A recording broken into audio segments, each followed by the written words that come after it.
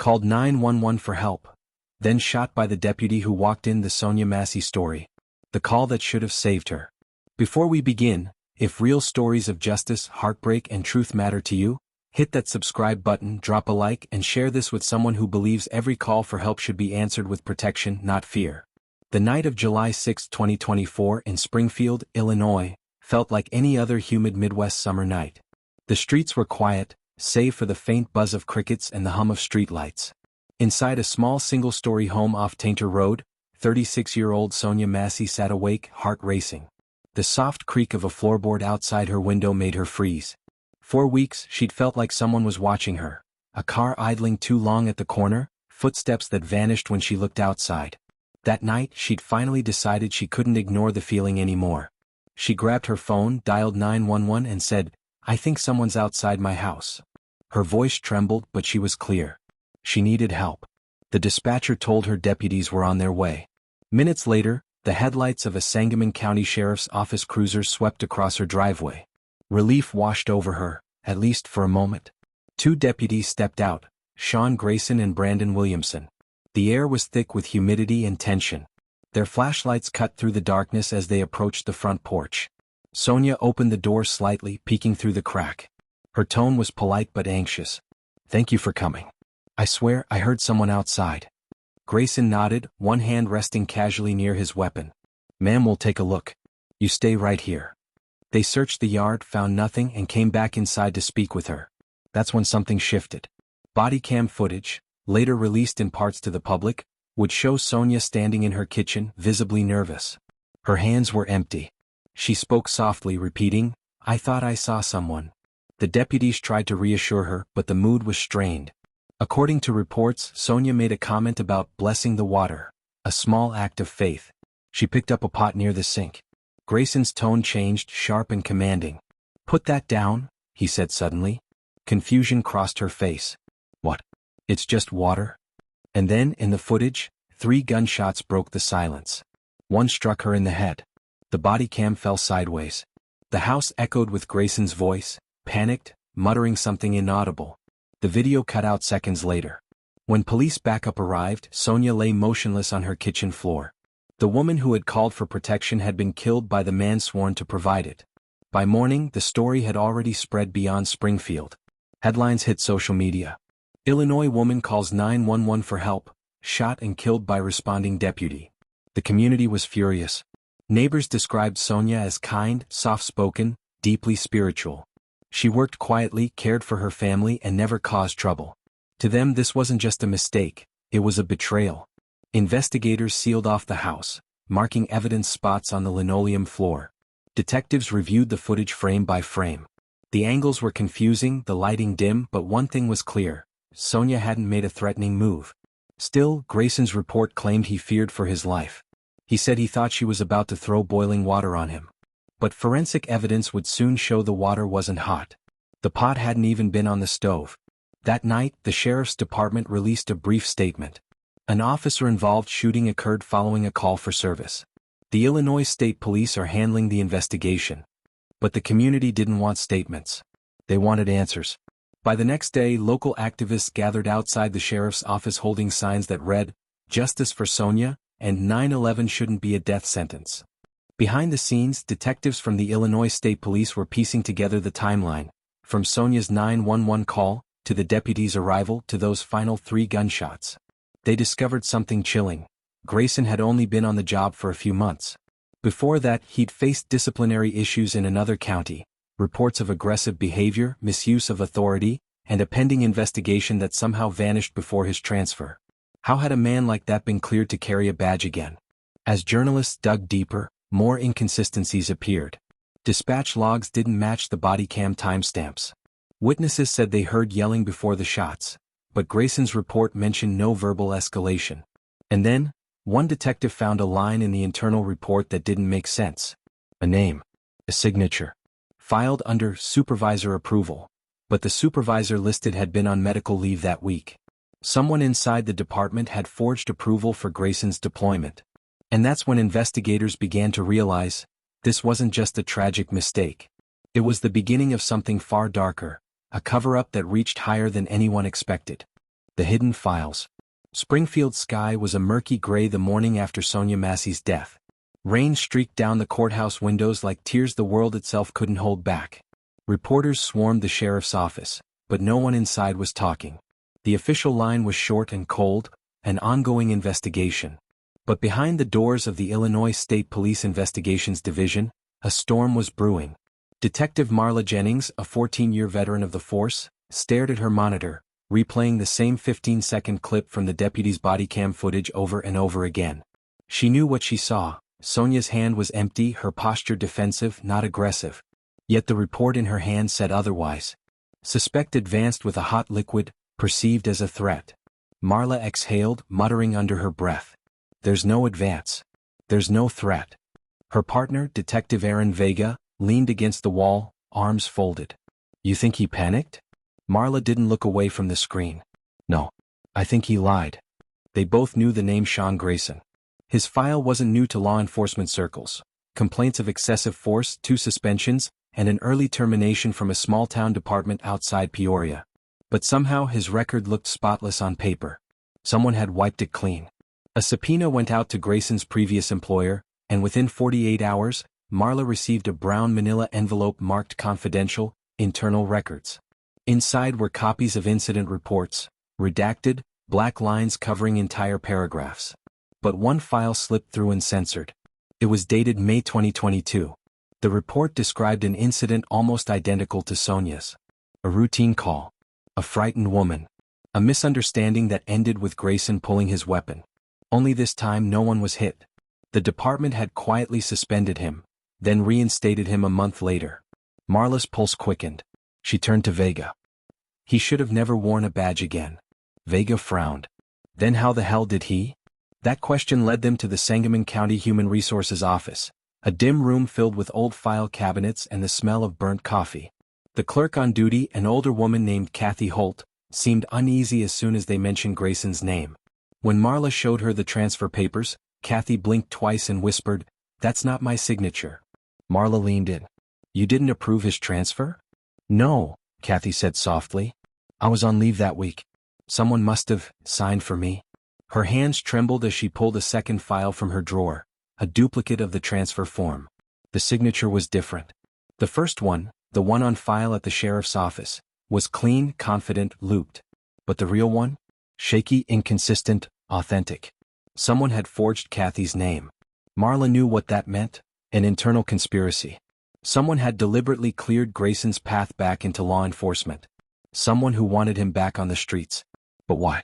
As the detectives dug deeper, a new pattern emerged. The same HR official who approved Grayson's rehiring, Deputy Chief Harold Hal Morton, had connections to multiple cases of officer reinstatements involving men with checkered pasts.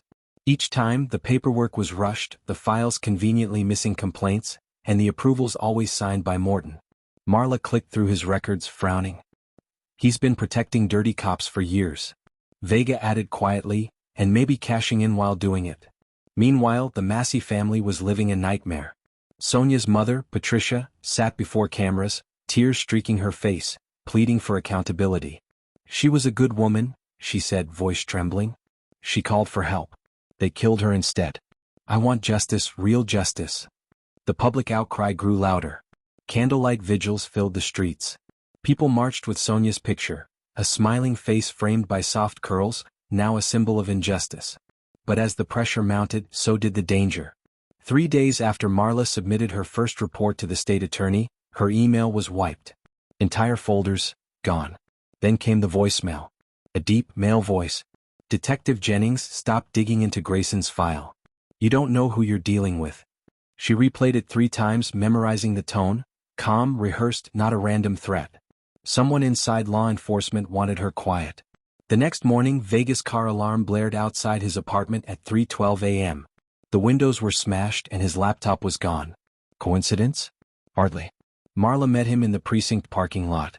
They're trying to bury this. Vega's jaw tightened. Then we dig harder.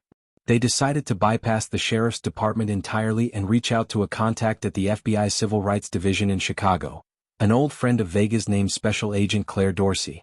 By the time they met in a quiet diner off I-55, Marla had assembled a dossier of evidence. forged signatures, redacted files, unexplained reinstatements, and a list of deputies linked to similar misconduct exemptions. Claire flipped through the pages silently, her expression hardening. "Marla, this isn't just a bad cop problem," she finally said. "This is systemic. Someone's running a protection pipeline for officers who should have been fired or jailed." Marla leaned forward. "And Grayson was their latest project." Claire nodded slowly. "Then we take it federal." Back in Springfield, as Grayson sat at home under administrative leave, he turned off the TV, staring at the empty walls. His badge lay on the counter, shining faintly under the kitchen light. His phone buzzed once. A message. Just 3 words. "They're asking questions." Grayson's hands shook as he locked his door, the sound echoing in the silence. Because deep down he knew, the truth about what really happened in Sonya Massey's home wasn't just about a single shot. It was about a cover-up built on power, fear, and blood. And now, that truth was crawling back into the light. The pressure breaks. The first crack appeared on live television. It was a Tuesday morning in Springfield, and the courthouse steps were drowning in reporters.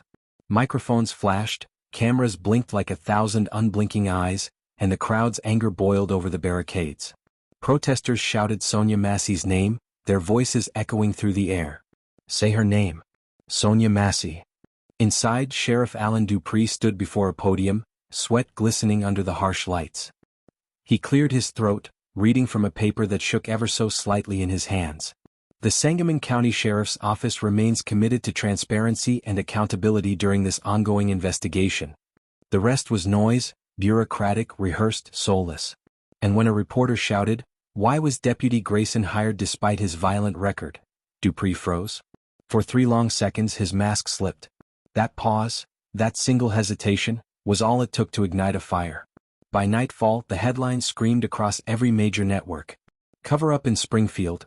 Officer with history of misconduct shoots 911 caller." Detective Marla Jennings watched the news from her desk, the flicker of the TV reflecting in her tired eyes. The FBI had taken partial control of the investigation, and Agent Claire Dorsey had set up a federal task force within the sheriff's own building, a move that rattled everyone. You could feel it in the halls, fear. Officers who once joked in the break room now spoke in hushed tones. Doors closed quietly. Phones were answered on the first ring. And Grayson's name hung over them all like a curse. But for Marla, the deeper she dug, the darker it got. She had found something strange buried in a batch of archived personnel files. A sealed envelope addressed to the Internal Review Board, dated April 2023, months before Sonya's death. Inside was a letter written by an anonymous deputy. The handwriting was neat but urgent. "Deputy Grayson isn't stable. He talks about fear as power. He says people listen when they're afraid. He keeps saying he'll make someone respect the badge again. Please do something before it's too late." Marla's stomach turned. The letter had never been logged, never reviewed, never signed by the board. Someone had intercepted it. She turned the page and saw a name scribbled faintly on the corner. H. Morton. Deputy Chief Harold Morton again. The man behind every forged signature, every clean reinstatement. Meanwhile, Grayson wasn't sleeping. He had pulled every shade in his apartment, unplugged the TV, and lined his desk with newspaper clippings of himself. His own name screamed from the headlines like a ghost. He whispered under his breath, pacing the floor, "I did what I was trained to do." She moved fast. She had something in her hand. But his reflection in the dark window stared back at him, unmoving, accusing. Then came the knock. 3 sharp taps at 2:47 a.m. He froze. When he opened the door, no one was there, just a white envelope on the floor. Inside was a single note. "Stay quiet or you'll lose more than your badge." No signature. No return address. Just the faint smell of tobacco and gasoline. Grayson crumpled it in his hand, trembling. Whoever sent it wasn't bluffing. He thought about going to the sheriff, but then he remembered, the sheriff wasn't clean either. He was part of it. At the FBI office, Marla and Claire went through every reinstatement Morton had approved. There were 18 officers, all tied to disciplinary actions, all reinstated by him within the last 4 years. But one case stood out, Officer Randall Pike, a name that kept surfacing in Grayson's internal memos. Pike had been discharged from another department for incident tampering and evidence destruction. When Claire cross-referenced his badge number, her eyes widened. He's still active. He's one of Morton's men. That same night, surveillance footage from the sheriff's office parking lot showed Pike entering the records room at 1:11 a.m. He left 10 minutes later carrying a black folder. The next morning, that folder, which contained the original incident report from Sonya Massey's shooting, was missing. The FBI moved fast. They issued a sealed warrant for both Pike and Morton. But before agents could reach them, both men were gone. Phones disconnected. Bank accounts emptied. They had vanished. Word spread like wildfire through Springfield. Social media exploded with theories that Grayson wasn't the only one responsible, that a network of corrupt officers had been protecting each other for years, covering up misconduct, falsifying reports, and burying evidence of abuse. Protesters filled the streets again, holding candles and signs that read "Justice for Sonya," and who's protecting the protectors? The pressure was now unbearable. And under that weight, things started to break. At 3 p.m. that same day, Sheriff Dupree called a press conference, but halfway through, his phone buzzed. He looked down, his face draining of color. Without a word, he left the podium and rushed out the side door. Minutes later, the news broke. Deputy Chief Harold Morton's car had been found abandoned near the Illinois River. Inside was his badge, a half-empty bottle of whiskey, and a USB drive.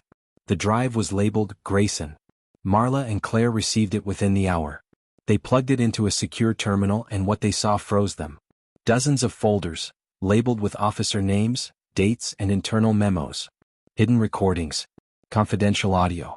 And one labeled, Sonya Massey. It was time-stamped 7 minutes earlier than the footage the sheriff's office had publicly released. Claire clicked play. The video flickered, showing the interior of Sonya's home. The deputies entered. Sonya stood near the counter, terrified but calm. Her hands were visible, empty. Grayson raised his weapon. And then, a voice came from off-camera. Do it. No witnesses.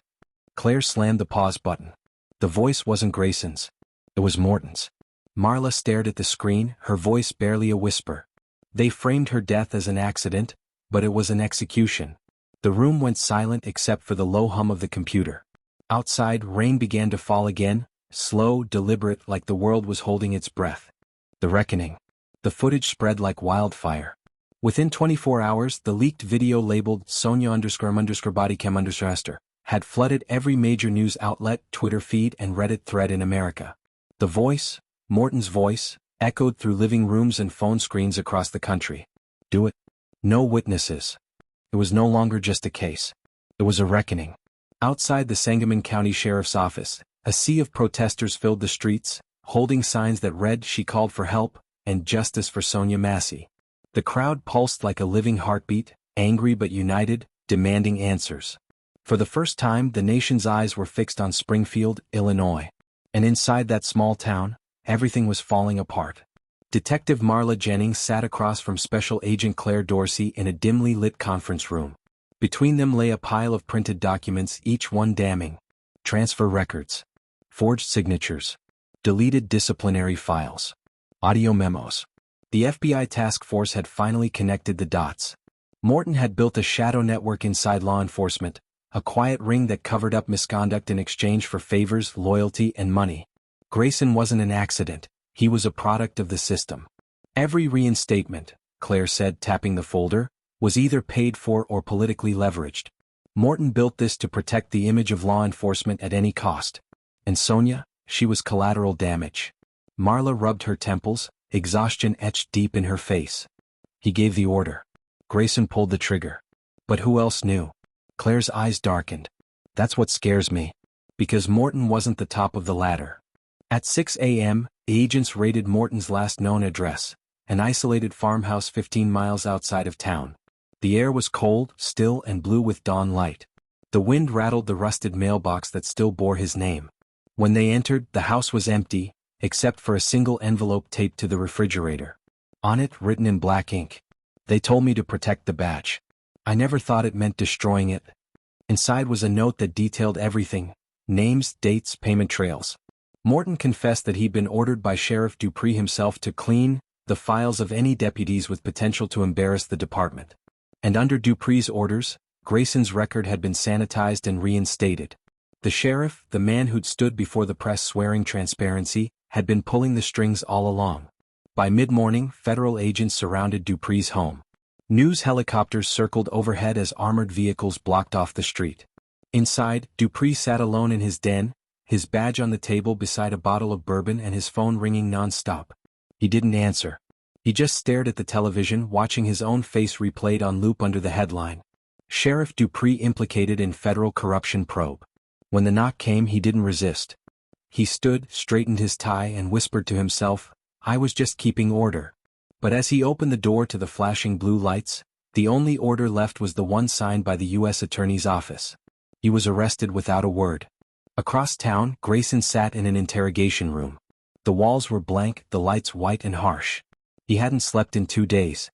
Marla entered quietly, carrying a small file. She set it down on the table between them. Inside was the photo of Sonya Massey, smiling, vibrant, alive. Grayson's eyes darted to it, then away. "She was terrified," Marla said softly. "She called for help. And you killed her." He swallowed hard, jaw trembling. "I thought she was holding something." "You were ordered to fire." Grayson's eyes lifted slowly. For a long moment he said nothing. Then he nodded, barely. "They told me to make it look justified. I didn't know it was being recorded. I thought—" He stopped, shaking his head. "They said if I didn't, I'd lose everything." Marla leaned forward. "You already did." He let out a breath that sounded more like a sob. "I didn't mean to. I swear I didn't mean to kill her." Marla closed the file, stood and said quietly, "Tell that to her mother." 2 months later, the courtroom was packed. Reporters lined the back wall. Federal agents filled the first 2 rows. Sonya's family sat together, holding hands, faces set with grief and resolve. When Grayson entered in his orange jumpsuit, the room went silent. The trial lasted 8 days. Evidence was overwhelming: the footage, the forged records, the confessions. Grayson was found guilty of second-degree murder, and Sheriff Dupree was convicted on charges of corruption, obstruction, and conspiracy. Morton's body was never found, only his note. When the verdict was read, Patricia Massey closed her eyes and whispered, "Thank you, God." Months later, Marla drove past Sonya's old home, the place where it had all started. The house had been renovated, freshly painted, with flowers in the front yard. But in the window, someone had placed a small photo frame with Sonya's picture and a candle beside it. As Marla sat there, Claire called from D.C. "The DOJ just launched a federal review of all reinstated officers nationwide," Claire said. "Your work started something bigger, Marla?" Marla smiled faintly. "Then maybe Sonya's story will finally save lives." They hung up. For a moment, the street was quiet, peaceful. The same street that once echoed with screams now stood calm under the golden light of evening. Marla whispered, almost to herself, "You called for help, Sonya. The world finally heard you." She started her car, the engine's hum blending with the wind as she drove away, one more name on the long road toward justice. And as the screen fades to black, the words appear. Dedicated to the victims who called for help, and to those who made sure their voices were finally heard. Then, a pause just long enough to breathe. If you think this story was intense, wait until you hear what happened next. Hit subscribe and stay safe.